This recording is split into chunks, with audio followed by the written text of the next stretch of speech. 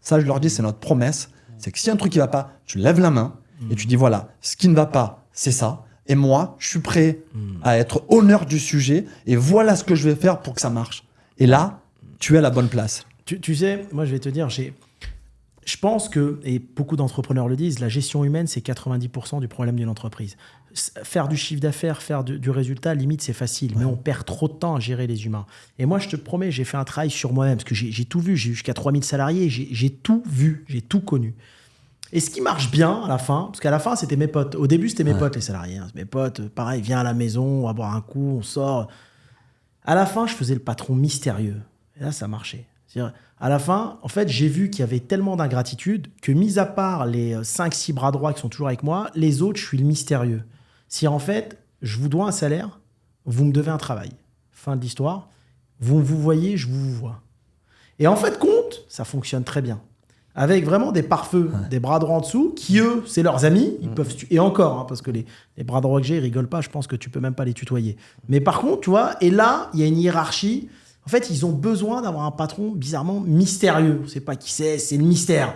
Peut-être qu'il est gentil, peut-être qu'il est méchant, peut-être que... Tu vois ce que je veux dire? Et là, ça fonctionne bien. Mais j'ai tout vu. Et moi, tu sais, j'ai le même mindset que toi, Cyril. Là-bas, je fais confiance. Je surveille même pas les horaires et tout. Fais ce que tu veux. Ce qui m'importe, c'est le résultat. On se voit à la fin du mois. Tu vas pas m'appeler tous les jours. Sauf que tu as des salariés. Et tu vois, à l'époque, j'avais 25 ans. J'avais des types qui avaient 40 ans. Tous les matins, ils se pointent au bureau à 9h. Mais des guerriers, hein. Hakim, je fais quoi aujourd'hui? Mais je t'ai expliqué ta tâche au mois. Tu vas pas me casser les bonbons tous les jours. Mais ils ont tellement été dans des boîtes où ils venaient, la réunion de 9h, qu'après ils sont perdus. Tu sais, ils se disent, et après, il va le mec, et alors, il va au bout de la France en train, il revient le soir au bureau à 19h. Bah aujourd'hui, j'étais en train, mais je sais que tu as fait ça, pourquoi tu vas me casser? Même moi, j'ai pas le temps d'écouter ce que tu me dis. Tu vois, j'ai envie de me barrer, je suis au bureau depuis 5 heures, même moi, j'ai envie de me casser d'ici. Tu vois, et cela, je déteste. Par contre, l'autonomie chez les collaborateurs, c'est pas fait pour tout le monde. T'as des gens, tout seul, il va se réveiller à 6h, il va bosser, il va faire un taf en télétravail, autonomie, tout ce que tu veux. Mais t'as des gens, ils ont besoin d'un cadre. Parce qu'avant, ils étaient dans des boîtes où ils étaient dans ce cadre, tu sais, c'est un peu comme des fonctionnaires. Ouais. Ça m'insupporte. Tu sais que moi, je supporte pas. Moi, regarde, mes collaborateurs aujourd'hui, je leur dis, écoutez, j'ai plusieurs boîtes à gérer à travers le monde. Venez, on s'appelle une fois par semaine. Je vous envoie une feuille de route et on fait un codir une fois par mois, visio ou en physique. Pas plus. Pourquoi? J'aurais dit quoi? Tu sais, j'ai vraiment bossé. Hein. Je disais sur moi. Je dis 80% de nos échanges téléphoniques, j'ai analysé, ils sont inutiles. Vous me racontez que des conneries, je vous raconte que des conneries. D'accord? Et à la fin, on est hors sujet, on parle même plus du business, vous me racontez de vos histoires de merde, je m'en fous. Moi, je suis là pour développer une entreprise. Et même moi, je vous raconte mes histoires, vous en foutez aussi. C'est vrai, t'as raison. Tu vois? Donc, venez, on retourne à l'essentiel. Et depuis que j'ai fait ces méthodes-là, tu vois, sur les nouveaux trucs que je développe, ça se passe hyper bien. Et je suis pas embêté. Tu sais qu'il y a un moment, quand j'avais, moi, Nabab, à l'époque, mon téléphone, 9 heures par jour en communication. J'avais mal aux oreilles, je pétais un plomb. Un jour, je vais chez Bouygues, ils disent, vous avez 9 heures par jour en communication. Je me suis inquiété, niveau santé. Et là, je dis, mais en fait, on se raconte que des conneries. Donc, au début, on se voit au début du mois. Tiens, tu vas tel jour-là, tu fais tel jour-là, tu fais tel jour, ça. Fin du mois, on fait un récap. Et ça fonctionnait beaucoup mieux. Mais je pense que créer une certaine hiérarchie, un certain cadre, je ne suis pas accessible, je ne suis pas votre ami, et en fait, on n'a rien à se dire. Parce qu'en fait, tu sais pourquoi je suis devenu comme ça? À un moment, j'avais des difficultés. J'avais des difficultés à un moment quand je développais le groupe.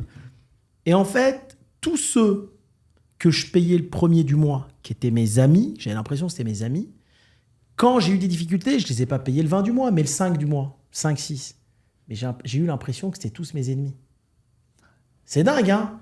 À part ceux que j'ai gardés, les autres, ouais, Hakim, je vais au Prud'homme. Mais oh, tu vas au Prud'homme, ça fait 5 ans que t'es salarié, t'as une Mercedes classée sur la boîte pour toi, frais de déplacement, tu dors dans des hôtels à 200 balles, même moi, j'y allais pas. Je ferme les yeux parce que j'ai envie de te faire monter. Pour 5 jours de retard, tu me parles de Prud'homme.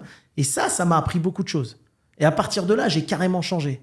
Tu vois, quand j'ai vendu le groupe, les nouvelles affaires que j'ai faites, j'ai carrément changé. C'est inaccessible. Tu vois? Ouais. Parce que trop de proximité tue la proximité aussi. Complètement. Tu vois, à la fin, le mec, ouais, allô, je suis pas là, je me barre un mois, je dois faire le tour du monde. J'en ai rien à foutre. Enfin, tu bosses. Démissionne. Tu vois, donc en fait, tu peux le faire, mais j'ai l'impression pas avec tout le monde. Ceux qui le méritent et qui ont l'intelligence de comprendre que tu leur as donné une chance formidable. Tu vois? C'est pas les ingrats. Tout sauf les ingrats. Oh, mais Et ceux-là, c'est 10-20% des effectifs et après, tu les bichonnes. Ça devient vraiment, tu les bichonnes, mais toujours dans le respect. Et bizarrement, tu as des gens, ils vont bosser avec toi, ils vont tutoyer, ils vont toujours être l'impression que c'est les meilleurs, mais en cas de coup dur. Parce que les coups durs, c'est ce qui nous apprend tout. Que ça soit dans les affaires ou dans la vie affectueuse, en amour, en tout. Demain, tu es avec une femme, bah, tu es blindé, tout est bien, tu es en Bentley, tout va bien. Demain, dis-lui, j'ai tout perdu. J'ai tout perdu, viens, on est à pied, on va prendre le métro. Tu vas voir qui va rester là, laquelle reste là et celle qui reste pas là. Tu comprends? Bah, c'est pareil. Et en fait, j'ai été étonné.